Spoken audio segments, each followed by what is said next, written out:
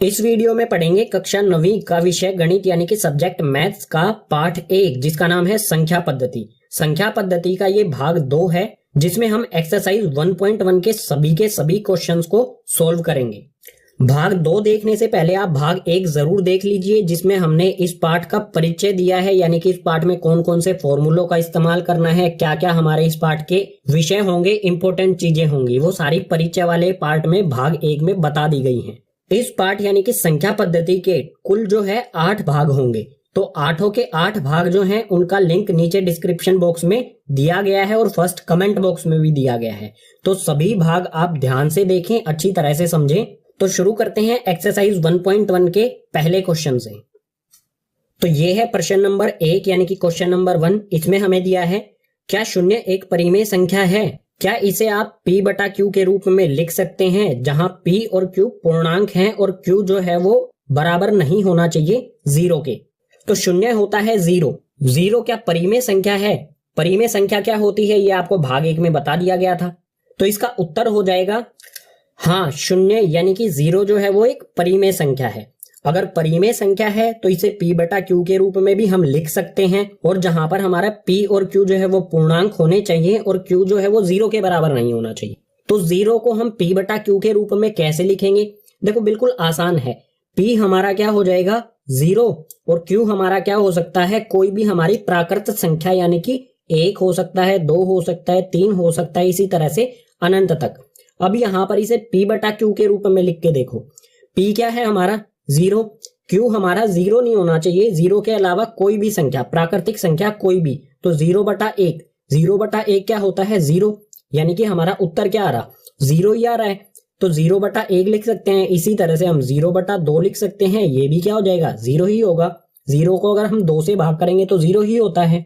इस प्रकार से ये क्या हो गया P बटा Q के रूप में हमने लिख दिया। अगर P बटा Q के रूप में लिख दिया तो बिल्कुल श्योर हो जाइए कि जो शून्य यानी कि 0 है वो परिमेय संख्या है। ये हो गया हमारे पहले क्वेश्चन का हल। अब चलते हैं दूसरे पर। अब है प्रश्न संख्या 2 यानी कि क्वेश्चन नंबर 2। इसमें हमें दिया है 3 और 4 के बीच में 6 परिमेय संख्याएं ज्ञात कीजिए। हमें 6 परिमेय संख्याएं ज्ञात करनी है, निकालनी है 3 और 4 के बीच में। तो इसका हल शुरू होता है यहां से। कुल कितनी संख्याएं निकालनी है 6, तो हम यहां पर लिखेंगे 6। जितनी भी संख्याएं हमें निकालनी हो हमेशा क्या करेंगे, उसमें एक जोड़ेंगे। तो यहां पर लिखा है 6, तो मैं इसमें एक जोड़ देता हूं। एक जोड़ने पर ये हो गया 7।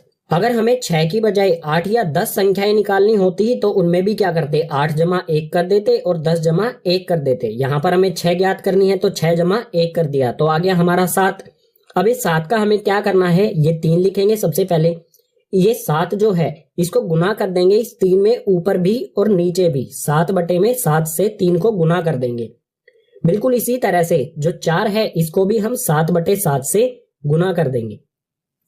तो यहां पर 3 सते 3 से 7 को गुना करने पर आ जाएगा 21 और बटे में आ जाएगा यहाँ पर 7 ऐसा का ऐसा। ठीक है, इनको हमने यहाँ पर गुना किया और ये 7 ऐसा का ऐसा आ गया। इसी तरह से 4 को 7 से गुना करेंगे तो ये हो जाएगा 28 और बटे में 7 ऐसा का ऐसा। तो यहां पर आप देखो ये आ गया 21 बटा 7 और ये आ गया 28 बटा 7। नीचे संख्याएं क्या है, यहां पर भी 7 है और यहां पर भी 7 है। अब क्या करेंगे, हम इनके बीच की संख्याएं लिखेंगे। 21 के बाद क्या आता है, 21 के बाद आता है 22 बटे 7, उसके बाद आता है 23 बटे 7, उसके बाद आता है 24 बटे 7, उसके बाद आता है 25 बटे 7, आगे इसी तरह से 26 बटे 7 और आखिरी में 27 बटे 7। ये संख्याएं कहां से कहां तक लिखी, 21 के बाद और 28 से पहले। तो ये जो हमारी 6 संख्याएं आई हैं यही संख्याएं होंगी 3 और 4 के बीच में 6 परिमेय संख्याएं। ये हो जाएगा हमारा इस क्वेश्चन का आंसर। अब है प्रश्न संख्या 3 यानी कि क्वेश्चन नंबर 3। इसमें हमें दिया है 3 बटा 5 और 4 बटा 5 के बीच 5 परिमेय संख्याएं ज्ञात कीजिए।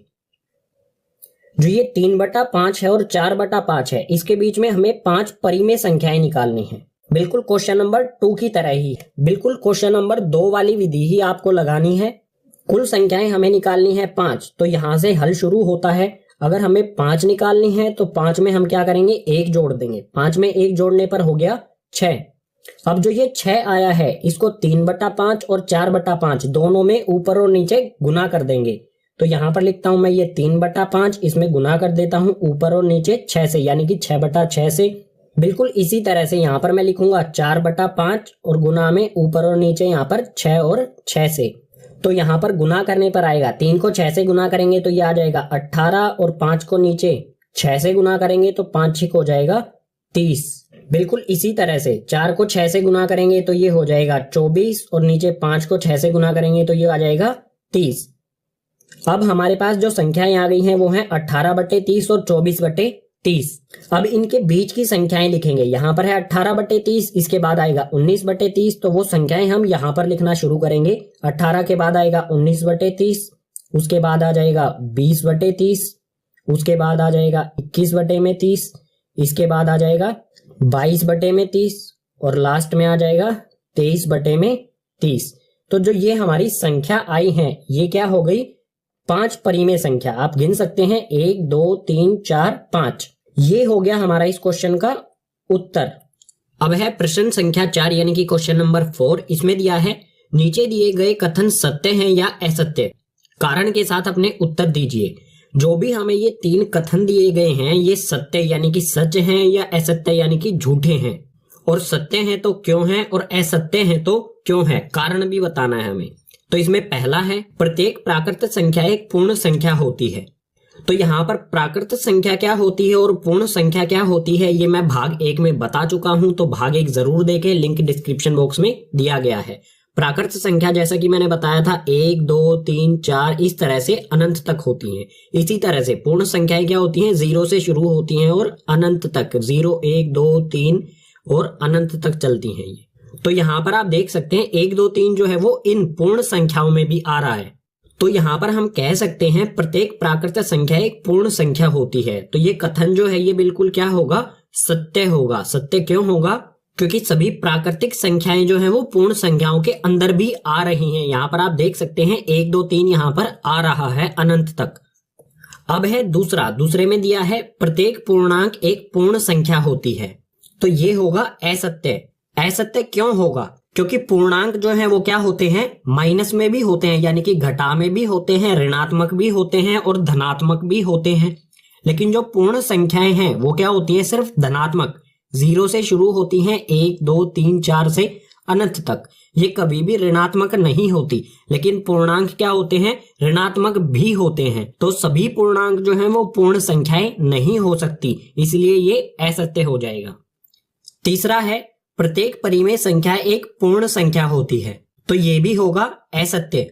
असत्य क्यों होगा, क्योंकि परिमेय संख्याएं जो होती हैं उसे हम p/q के रूप में लिख सकते हैं। जैसे ये हो गया 3/5, ये एक परिमेय संख्या है। लेकिन क्या ये पूर्ण संख्या है? पूर्ण संख्या क्या होती है, गिनती हमारी 0 से शुरू हो जाए अनंत तक।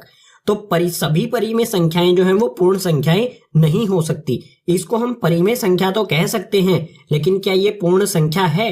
बिल्कुल नहीं, इसलिए ये हो गया असत्य। चौथे प्रश्न के साथ ही हमारा भाग 2 यानी कि एक्सरसाइज 1.1 हो जाती है कंप्लीट। उम्मीद करूंगा आपको सभी क्वेश्चन समझ में आए होंगे। अगर आपको सभी क्वेश्चन समझ आए हैं तो इस वीडियो को ज्यादा से ज्यादा अपने क्लासमेट्स के साथ शेयर कीजिए। कोई भी डाउट रहता है तो उसे कमेंट बॉक्स सेक्शन में मेंशन कीजिए, मैं कोशिश करूंगा सभी कमेंट्स का रिप्लाई करने की। और साथ ही सभी भाग जो हैं संख्या पद्धति यानी पाठ 1 के सभी 8 के 8 भाग जो हैं उन सभी का लिंक आपको नीचे डिस्क्रिप्शन बॉक्स में दिया गया है। इन सभी भागों को ध्यान से देखना है, आपको समझना है। एग्जाम में ये आपके लिए काफी